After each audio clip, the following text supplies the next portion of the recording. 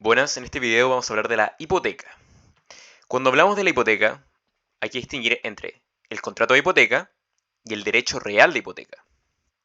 Comenzando con el contrato hipotecario, aquel en virtud del cual una parte, que puede ser el deudor de la obligación principal o un tercero, se obliga para con otra, o sea, aquí estaría el acreedor de la obligación principal, a constituir a su favor el derecho real de hipoteca sobre un inmueble de su propiedad, que permanece en su poder, con el objeto de asegurar el cumplimiento de una obligación principal.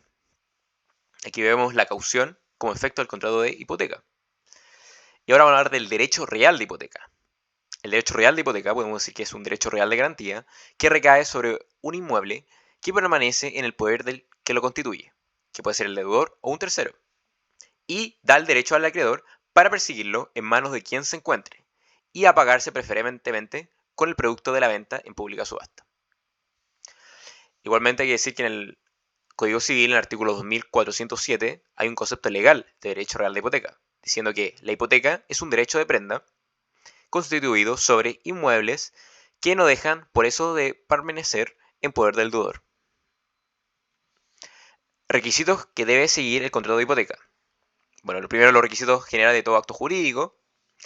El consentimiento en escritura pública es una solemnidad. La capacidad para enajenar. Hay que seguir la formalidad habilitante según su caso. La causa es caucionar la obligación principal. Y el objeto, el bien dado en garantía, que puede ser un bien inmueble, o también puede ser una cuota de un bien inmueble, o derechos reales como el usufructo. Característica del contrato de hipoteca.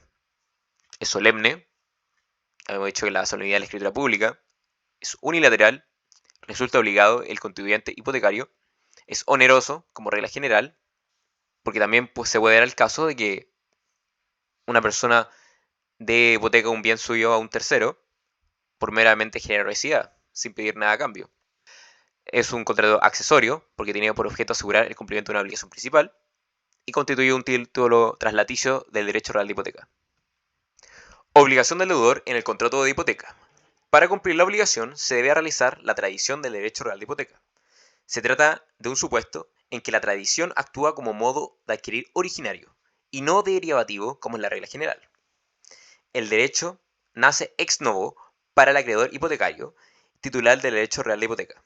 Por lo tanto, el derecho real de hipoteca no nace del contrato, sino que se adquiere por medio de la tradición. La solemnidad del contrato de hipoteca es únicamente la escritura pública, siendo la inscripción la forma o manera de efectuar la tradición del derecho real de hipoteca, y que corresponde al cumplimiento de la obligación de hacer que nace del contrato hipotecario, que queda perfecto desde que se otorga la escritura pública correspondiente. Características del derecho real de hipoteca.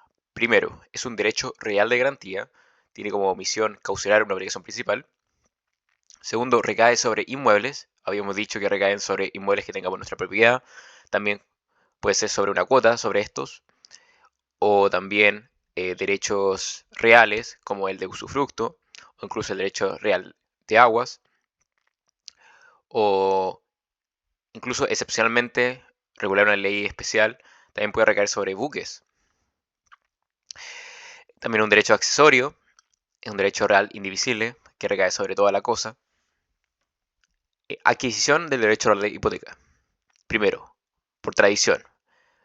¿Y cómo se hacía la tradición? Por medio de la inscripción en el conservador de bienes raíces. También se puede hacer por prescripción adquisitiva, se puede adquirir. El derecho a la hipoteca es susceptible de disposición y consecuentemente puede adquirirse por vía de prescripción adquisitiva. También se puede adquirir por sucesión de causa muerte. Se adquiere por este modo de adquirir del causante. También por medio de una cesión de un crédito hipotecario.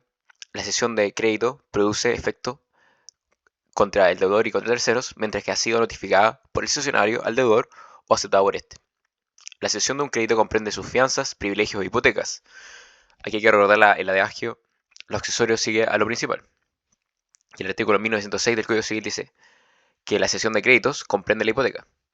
Aunque en la práctica, eh, aunque no lo diga la ley, pero igualmente se hace una anotación marginal en la inscripción de hipoteca, donde se deja constancia de la cesión de crédito para dar seguridad jurídica. Y por último, la subrogación del crédito hipotecario. La subrogación puede ser legal o convencional y traspasa al nuevo acreedor todos los derechos, acciones y privilegios, prendas e hipotecas del antiguo. Aquí pasa de pleno derecho, pero igualmente aquí se inscribe para dar mayor seguridad jurídica. Caso si se hipoteca una cuota respecto a comuneros, como habíamos dicho, se pueden hipotecar bienes inmuebles en nuestra propiedad, como también cuota de ellos que tengamos en comunidad. Si se hipoteca la cuota, se trata de una hipoteca sujeta a condición resolutoria. La condición consiste en que se adjudique al constituyente un bien susceptible de hipotecarse, o que el otro comunero adjudicatario de este consiente en la subsistencia de la hipoteca.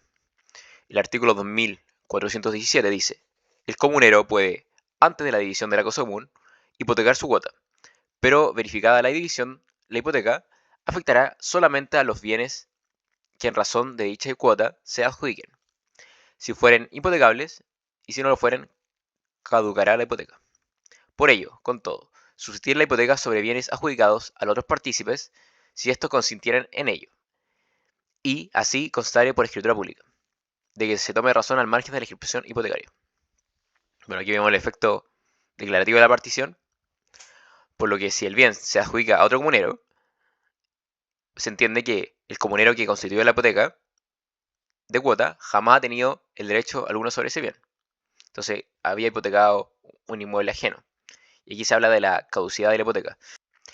¿Se pueden hipotecar bienes futuros?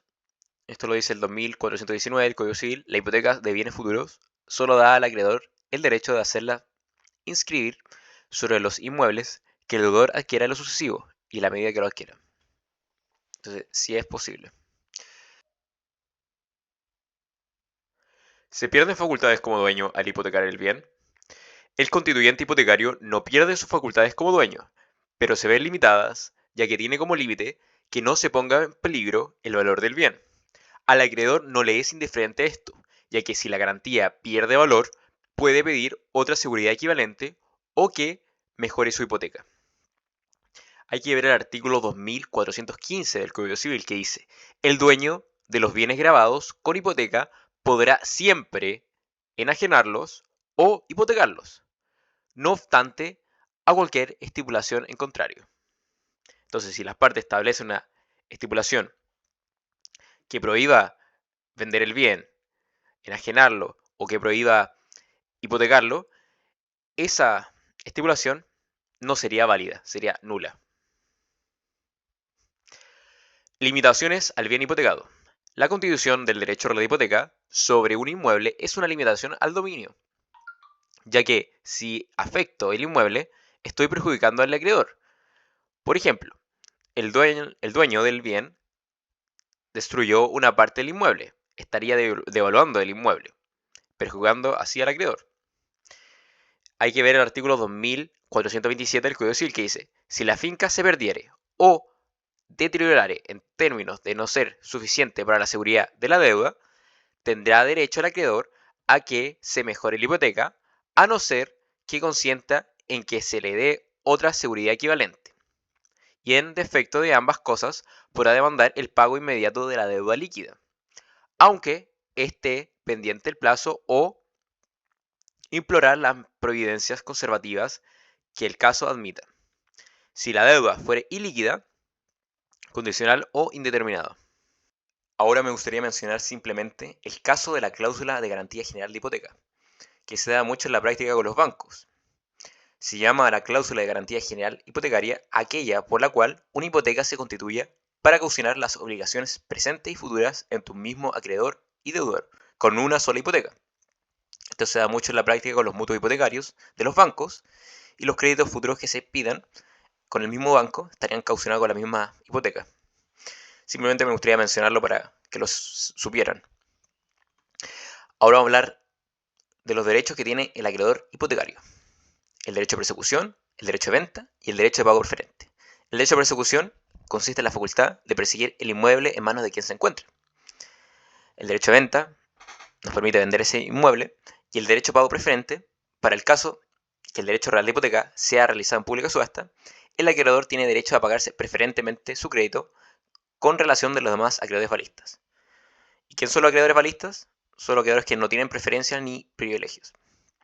En cambio, Como tenemos nosotros la hipoteca, nos permite pagarnos preferentemente ante ellos. ¿Cuál hipoteca debe preferirse si son varias hipotecas sobre un mismo bien inmueble? Imaginemos que un mismo bien inmueble tenga varias hipotecas. Entonces, ¿cuál se debe preferir? Bueno, se prefiere por su orden de su fecha de inscripción. Pueden suceder varias situaciones. Primero, el acreedor de grado preferente saca a remate el inmueble hipotecado.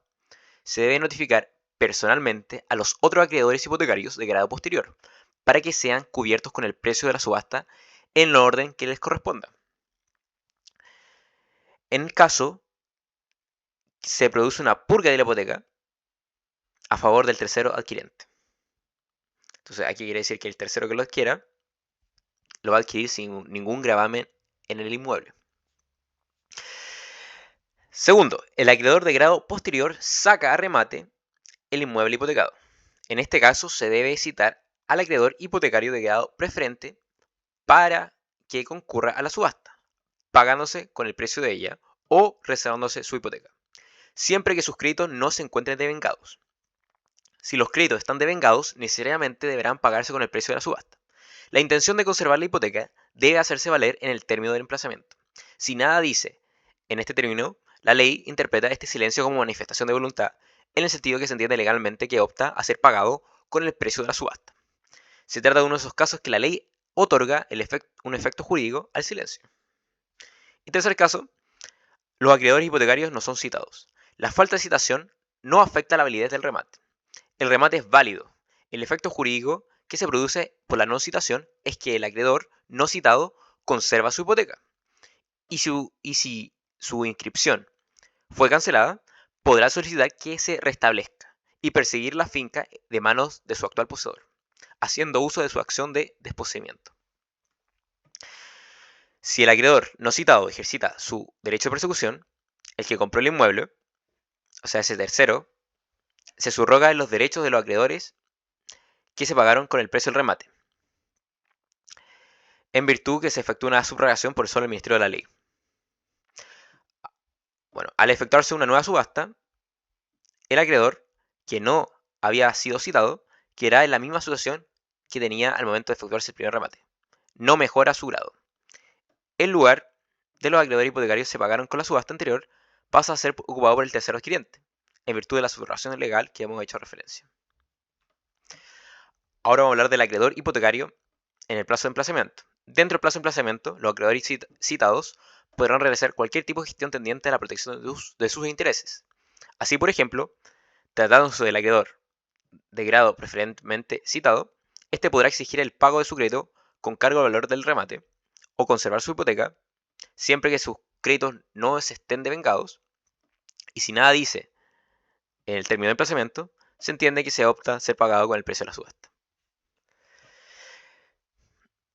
Trabado el embargo.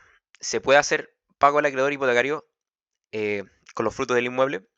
En virtud de la traba del embargo, el propietario tampoco puede disponer de los inmuebles por destinación o por adherencia, ni de los frutos. Y así se explica que desde la traba de esta medida ejecutiva, el acreedor hipotecario tiene derecho a percibir las rentas de arrendamiento del inmueble y los demás frutos de la cosa. Caso que el inmueble lo tiene un tercero.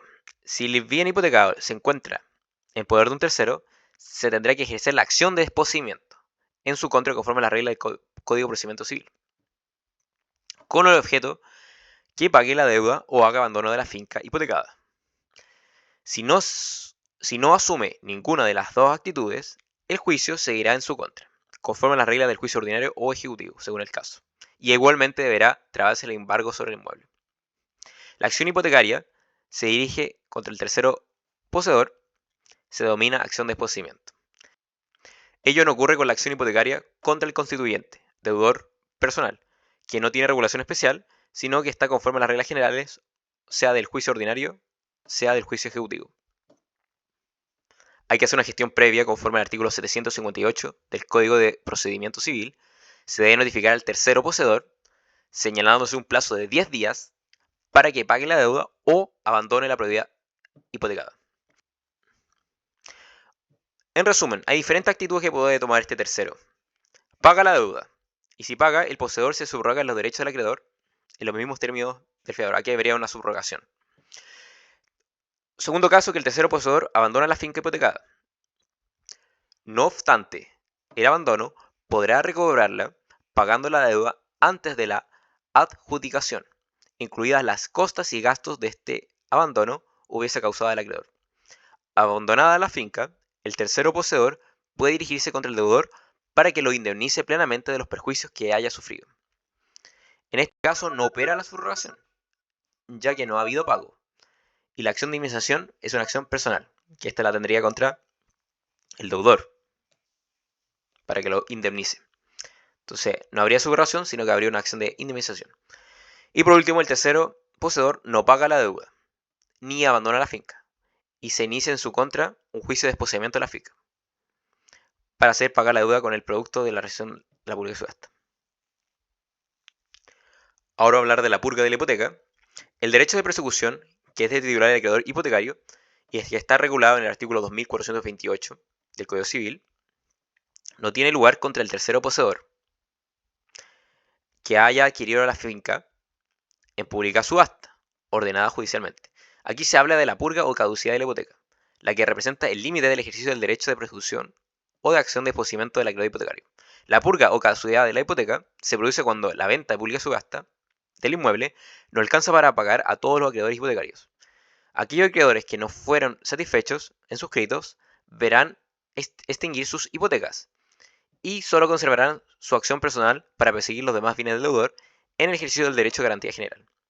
La razón de esta extinción de la hipoteca se halla en la insuficiencia de las hipotecas y ella se manifiesta en que se agota el precio que reemplazaba la inmueble, alcanzándose a pagar únicamente los acreedores hipotecarios de grado preferente. Aquí vemos el artículo 2428 del Código Civil. La hipoteca da al acreedor derecho a perseguir la finca hipotecada, sea quien fuere que la posea y a cualquier título que se haya adquirido. Sin embargo, esta disposición no tendrá lugar contra el tercero que haya adquirido la finca hipotecada en pública subasta, ordenada por juez. Más para que esta excepción surja efecto a favor del tercero, deberá hacerse la subasta con citación personal en términos de emplazamiento de los acreedores que tengan constituidas hipotecas sobre la misma finca, los cuales serán cubiertos sobre el precio del remate en el orden que corresponda. El juez, entre tanto, hará consignar el dinero. Entonces, para que esta purga de la hipoteca surja efecto, también hay que cumplir con estos requisitos que era la citación. Requisitos de la purga de la hipoteca. Primero, que el tercero haya adquirido en pública subasta ordenada por juez. Segundo, la pública subasta debe verificarse con citación de los acreedores a favor de quienes el inmueble esté hipotecado. Tercero, entre la citación de los acreedores, o sea la notificación, y el remate o pública subasta, debe mediar un término de emplazamiento. Y por último, el precio de la subasta debe consignarse a la orden del tribunal. Espero que les haya gustado este video, suscríbanse, comenten, dejen un like. Muchas gracias.